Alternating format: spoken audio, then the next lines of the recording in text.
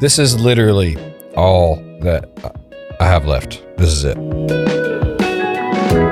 Around 2014, I saw this video on YouTube posted by a user named Sharpoo. I was absolutely obsessed. I was watching a drone do things that I didn't know drones could do.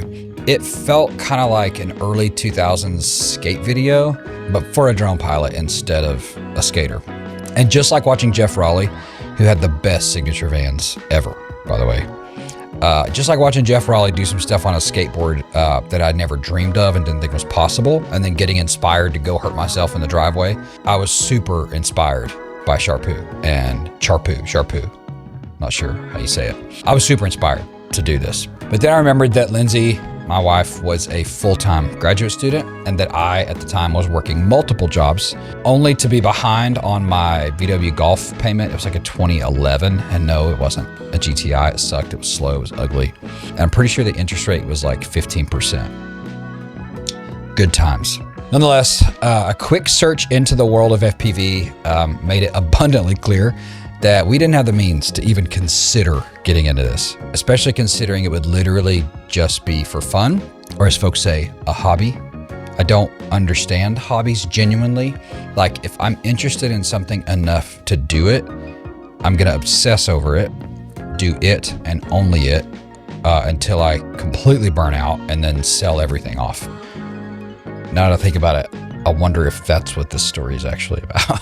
Anyway, fast forward 10 years. At this point, I'm around 13 years into making some level of income with a camera in my hand, and about 5 years into launching Chroma Creative, our marketing content and brand strategy company. And I had this newfound excuse to get into FPV for real this time. Around this time, YouTube fed me more videos of FPV drone pilots doing things with drones that your average like 249 gram DJI drone from Best Buy could only dream of doing, and looking unbelievably cool while doing so.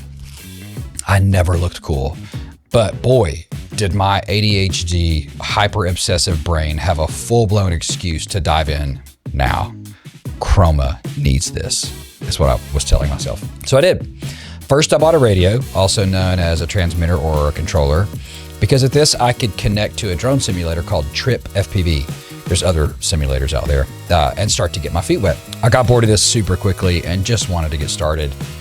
So I got on getfpv.com and ordered all the parts I would need to build my first 5-inch GoPro carrying FPV drone. Then I realized that I would have to build it. So I needed to learn flight controllers and ESCs and motors and how they all work together. Oh, but then the best like mounts and accessories necessary for an FPV drone are all 3D printed. So I would need a 3D printer and would need to spend weeks learning how to get a print that isn't insanely brittle and breaks when you pull it off the print plate. I was super thankful to have met a guy named Matt in North Carolina, who's an incredible artist, by the way, and does these art installations all over the country, including Burning Man. Matt served as my FPV sensei for a period, of which I was incredibly grateful. I met up with Matt to buy some goggles after a production in North Carolina. Oh yeah, that's important. You wear goggles when you fly FPV.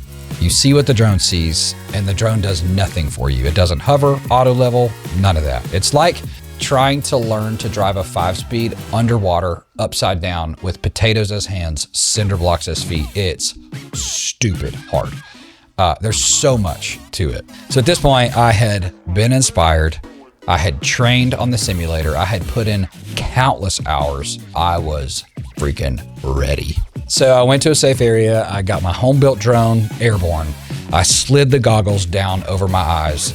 I got a glimpse of the glory and immediately crashed and broke my drone's frame. This would require a complete rebuild and would serve as a major emotional setback.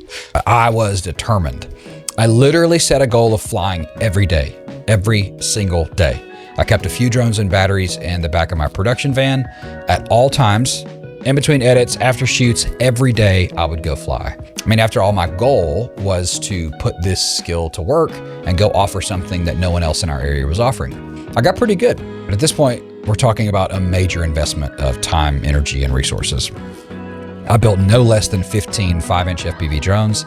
I destroyed many brand new GoPros I lost drones in rivers, got stuck in trees, on and on and on. And on top of those losses, I started to feel like my builds weren't flying smooth enough. Like I couldn't tune them to the point that I felt like the footage looked like what I was seeing pros or people who were getting paid. So I found the premier drone builder in the country, Quad Standard Labs, or QSL. These folks build for Hollywood productions and pros all over the country. And I ordered 2 drones from them, and I was right.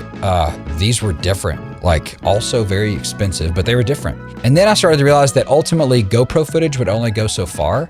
So then I built an 8-rotor drone that was capable of carrying my Red cinema camera, but I wasn't ready to strap the Red to it. So I ordered a much less expensive cinema camera, but still a cinema camera, and I flew it. It was absolutely terrifying. It wasn't even like super fun at this point. It was more just like risky and maybe nervous and was scary. But this felt like I was reaching a new level of footage. The footage looked insane and I was stoked. I went on an FPV flying, crashing, building, buying binge that landed me 3 gigs. Not even 3 gigs. It was like 3 shots in content we were already delivering for other clients. I flew through a hair salon. I tracked a custom car build. And I chased some kids on an obstacle course type thing. I was trying really hard to help folks get it. This isn't like slow-mo landscape pushes that you're typically used to seeing from drones. Like I can chase a new roller coaster install. I could track with a performance car. If you could dream it, I could fly it. The problem was I was doing a terrible job of articulating what in the world FPV was, on top of the fact that I felt like I had found sort of like the ceiling of what the market in my part of the country could bear. There was no way at this point that I was going to see the level of return on my investment of time, energy, and resources necessary to justify them. I should have thought of this. more on that in a second. Either way, I had 4 options in my mind. Option number 1, lean in. It would require me to refine my offer, continue to develop my skill set, and begin to do spec work to not just be able to say what I'm talking about, but show my clients. Number 2 was to travel, to take this new skill set to a market where there's already precedence. Folks get it and are excited about it. Number 3, I could reduce my rate. I can make the upfront investment on my end, make it more palatable for our clients so that folks start to see it, then recoup on the back end. Or number 4, count my losses and call it a lesson and move on.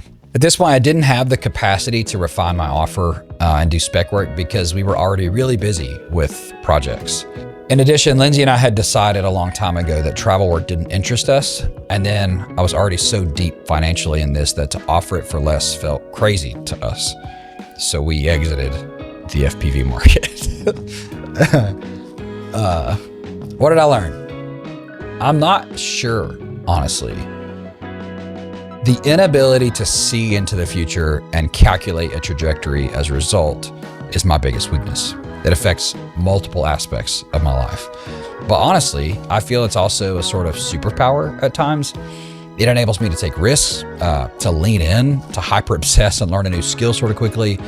It has served me and grown me professionally at times. It's cost me at times and caused me to take steps backwards too. All that to say, there's no like growth mindset takeaway here for you. I had a blast. I lost some money, a lot of money. I moved on. That's how things go sometimes. Would I do it again? Probably. Like I might actually do it again. Would you do it? What would you do?